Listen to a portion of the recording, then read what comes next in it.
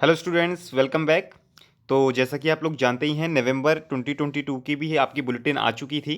ठीक है, ये इन केस मतलब मेरे पार्ट पे पेंडिंग थी, तो आज हम इसको कवर करके चलेंगे। सारे करंट अफेयर्स वगैरह से रिलेटेड जो भी अपडेट है उसको आज हम डिटेल में समझ कर चलेंगे। ठीक है, एज़ यूजुअल जैसे कि आप लोगों को पता ही है, प्रेसिडेंट सर का मैसेज होता है और कुछ कॉन्स्टिट्यूशनल बेंच से रिलेटेड है, मॉनेटरी पॉलिसी के बारे में है और बाकी करंट अफेयर्स के क्वेश्चंस होंगे। ठीक है, तो इसमें जो मेन पार्ट है, कुछ जो आज हम इसमें डिस्कस करके चलेंगे वो है जैसे कि G20 के बारे में। हालांकि दिसंबर मंथ की में मैंने वो आपको कवर करवा दिया है कि उसकी क्या थीम वगैरह होती है, वो सारी चीज़ें, बट फिर भी एक ब्रीफ ओवरव्यू मिल जाएगा आपको। और गवर्नर से रिलेटेड जो कुछ क्वेश्चंस हैं वो बहुत इंपॉर्टेंट है, उसको हमारे को समझना जरूरी है। ठीक है, चलिए। तो जो भी ये प्रेसिडेंट सर का एक मैसेज है, आप इसको जरूर पढ़िएगा। ठीक है, एंड देन हम जो आज कवर करना चाहते हैं इम्पॉर्टेंट पार्ट, ये सिंपल सा है, इसलिए मतलब कुछ बस एक, अगर आप इसमें ये जानना चाहते हैं जो कॉन्स्टिट्यूशनल बेंच से रिलेटेड है कि जो एक स्वप्निल त्रिपाठी केस है वो एक इम्पॉर्टेंट है, उसको एक बार आप थोड़ा सा ब्रीफ में पढ़ लीजिएगा। अब जो इसमें मैं आपसे कवर करना चाहता हूँ वो है आपकी एक मॉनेटरी पॉलिसी। ठीक है, तो अब जैसे अब ये मॉनेटरी पॉलिसी है, तो इसमें कुछ आपको डेटा फैक्ट्स दे रखे हैं रिलेटेड टू 2022। ठीक है ना, कि भाई जून मंथ में और अगस्त मंथ में और सितंबर मंथ में हमारी क्या ग्रोथ की वो परसेंटेज रही है। ठीक है ना, तो उसको एक बार आप देख लीजिएगा, सो दैट कि अगर पुराना डेटा वो पूछते हैं तो आप उसको आंसर कर पाएँ। ठीक है, चलिए। बाकी ये तो ऑथर्स ने जिसने बनाया है वो लिखा हुआ है। ठीक है, ये बेसिकली क्या है, सारी की सारी मॉनेटरी पॉलिसी है। ओके, तो आप इसको एक बार देख लीजिएगा। देखिए यहाँ पर दे रखा है मॉनेटरी स्केड्यूल है, मतलब ये इतना इंपॉर्टेंट नहीं है आप लोगों के लिए जानने के लिए, बट इस तरीके से स्केड्यूल्स होता है कि कब कब मीटिंग होगी।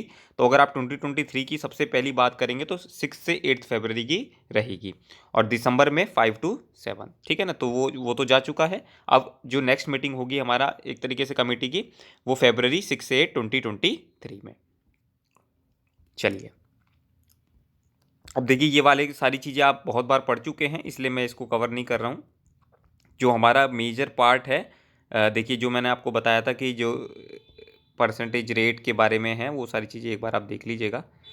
और जो मेरे पार्ट पर है, क्योंकि ये पूरी की पूरी पॉलिसी है, तो आप मत घबराइएगा कि सर इतना सारा कुछ पढ़ने की ज़रूरत है। उसमें से सिर्फ की फैक्ट्स आपको निकालने हैं, सारा पढ़ने की ज़रूरत नहीं है। ठीक है, हाँ। अब जैसा कि आप लोग जानते हैं कि G20 की जो समिट हुई थी इंडोनेशिया बाली में, ठीक है ना, वो नवंबर मंथ में हुई थी। ठीक है, और ये क्या थी, एक तरीके से लास्ट समिट थी, जिसमें अब इन्होंने क्या किया, हैंड ओवर कर दिया किसको, इंडिया को, कि भाई आप प्रेसिडेंटशिप संभालेंगे। ठीक है ना, तो अब जैसे ही आप दिसंबर मंथ का देखेंगे सी सेट का बुलेटिन, तो उसमें आपको इससे आगे की चीज़ें बताई जाएगी और क्वेश्चन की फॉर्मेशन भी बताई जाएगी क्लियरली। तो जो इसकी एक समिट की थीम है वो ही है कि one earth one future and then one earth one family one future. ठीक है ना, अभी इससे रिलेटेड अगर कोई क्वेश्चन होगा तो हम आगे चेक कर लेंगे। और बाकी मैंने डिटेल में थोड़ा सा दिसंबर मंथ की में कवर करवाया हुआ है, आप उसको भी एक बार प्लीज़ देख लीजिएगा, सो दैट आपको कुछ एक अंडरस्टैंडिंग बन जाए।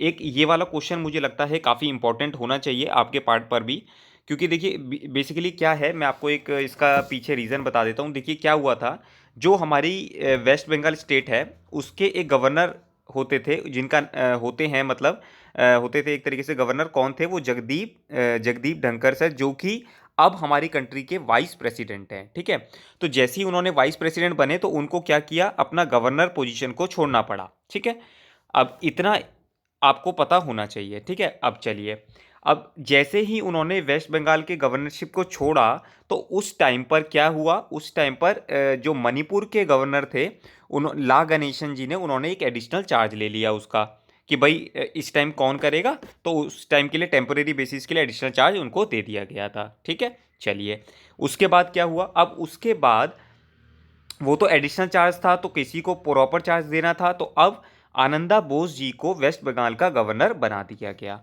ठीक है, अब ये मैंने कहानी बताई, अब इसको आप पढ़िएगा। Former bureaucrat CV Ananda Bose appointed West Bengal governor. और क्यों गवर्नर बनाया गया? Manipur governor La Ganesan has holding additional charge of West Bengal since July after the former governor Jagdeep Dhankhar become the India's vice president. ठीक है, तो देखिए अब होता क्या है ना, अगर इस तरीके से स्टोरीज आपको थोड़ा सा समझ में आ जाए तो आपको ये चीज़ें जो है अंडरस्टैंड करने में हेल्प हो जाती हैं। ठीक है ना, बाकी कुछ इतना बहुत आसान है। अभी भी अगर आपको कोई इसमें इशू हो तो प्लीज़ पूछ सकते हैं, बाकी मेरी तरफ से मैंने आपको समझाने की पूरी कोशिश करी है। तो अब आप इसको पढ़ेंगे तो आपको ये सारी चीज़ें समझ में आ जाएंगी। बेसिकली उनके बारे में बता रखा है कि उन्होंने 40 बुक लिखी हुई हैं, वो सारी चीज़ें। ठीक है ना, ब्यूरोक्रेट है इसका मतलब आप समझते ही हैं उनके बारे में। अब अच्छा चलिए, तो अब हमने बेसिकली कुछ जो क्वेश्चंस वगैरह हैं उससे रिलेटेड, करंट अफेयर से रिलेटेड, वो हम इसको एक बार डिस्कस कर लेते हैं। ठीक है, चलिए क्वेश्चन नंबर 16 क्या बोलता है? Who among the following will be honoured with Satyajit Ray life time achievement award 2022 at the 53rd edition of the International Film Festival of India. देखिए इसके बारे में मुझे भी थोड़ा बहुत ही ज़्यादा जानकारी नहीं है, बट इसका जो आंसर है वो है कार्लोस सौरा। ठीक है, आप लोग को थोड़ा सा इसमें ज़्यादा अंडरस्टैंडिंग रहती होगी फिल्म वगैरह से रिलेटेड में, तो आप इसका आंसर इसको चूज़ कर सकते हैं। बाकी कोई डिटेल अंडरस्टैंडिंग मुझे लगता है आप लोगों की इसमें क्लैरिटी ज़्यादा होगी। ठीक है ना, चलिए मैं नेक्स्ट की तरफ से बढ़ता हूं। Who among the following has been appointed as the governor of West Bengal? ये मैंने अभी आपको बताया था, डॉक्टर सीवी आनंदा बोस, उसी से रिलेटेड में ये आपका एक क्वेश्चन भी बन गया। अब आप ये पूछ सकते हैं कि सर ये जो बाकी है ये आपको क्या कंफ्यूज करने के लिए दिए हुए? नहीं, देखिए जो बीडी मिश्रा हैं ये भी गवर्नर ही हैं, बट ये अरुणाचल प्रदेश के गवर्नर हैं। कलराज मिश्र राजस्थान के गवर्नर हैं और फग्गू चौहान जी बिहार के गवर्नर हैं। ठीक है, तो ये सारे ही के सारे ही गवर्नर है, बट आपको वेस्ट बंगाल का पूछा गया है इसलिए आपको ये आंसर देना है। ठीक है, चलिए कंफ्यूज नहीं होना है। Aruna Miller has become the first Indian American to hold the office of lieutenant governor of which US state? Okay, इसका मैं देखिए क्या है, ये जो अरुणा मिलर जी हैं ये हमारी क्या है, इंडियन अमेरिकन पॉलिटिशियन है। ठीक है, और ये जो लेफ्टिनेंट गवर्नर बनी है ये किस यूएस स्टेट की बनी है? ये मैरीलैंड यूएस की स्टेट की क्या बनी है? गवर्नर, लेफ्टिनेंट गवर्नर बनी है। ठीक है, चलिए Which among the following organization has released the State of the Global Climate Report 2022? तो अब देखिए अगर हम इस क्वेश्चन को दोबारा पढ़ें, which among the following organisation मतलब इनमें से कौन सी ऑर्गेनाइजेशन ने release the state of global climate? अब ग्लोबल का मतलब क्या हो गया? वर्ल्ड से रिलेटेड हो गया।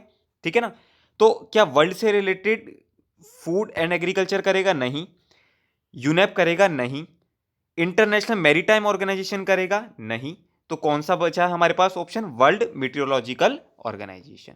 ठीक है, तो कहीं ना कहीं हमने क्वेश्चन से पढ़ के, अगर हमारे को इसका आंसर नहीं भी पता है तो हम उसको क्वेश्चन को पढ़कर भी कहीं ना कहीं वो अंडरस्टैंडिंग ला पाते हैं। ठीक है, चलिए क्वेश्चन नंबर 20 की अगर हम बात करें, what is the theme of India's G20 presidency in 2023? तो उसका जो ऑप्शन है वो है one earth, one family and one future. जो मैंने दिसंबर मंथ में आपको बताया था, इसको आप EFF करके भी याद कर सकते हैं। One earth, one family, one future.